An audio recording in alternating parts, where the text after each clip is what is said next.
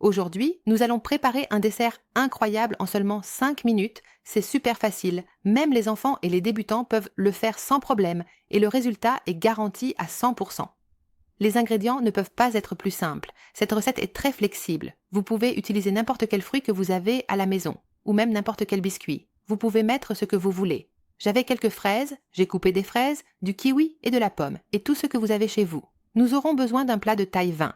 Pour un plat de taille 20, vous pouvez passer à un plat de taille 22 si vous voulez qu'il soit plus haut, ou réduire la taille si vous préférez. Je vais mettre un peu d'huile et je mets dedans les fruits ou ce que je veux y mettre, n'importe quoi.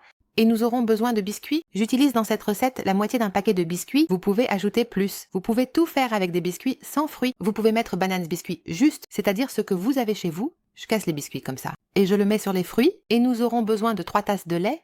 On y va. Ils ont 2 genoux du mot caramel. Ces 2 paquets ont besoin de 2 tasses de lait. Je l'ai donc réduit d'1 tasse au lieu de 4 tasses.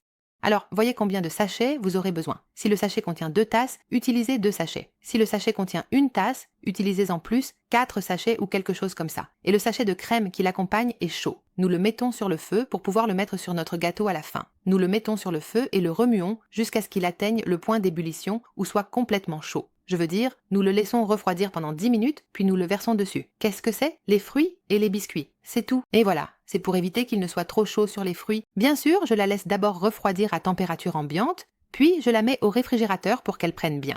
Ensuite, je la retourne et je mets le caramel par-dessus. Et voilà, c'est tout. Qu'en pensez-vous?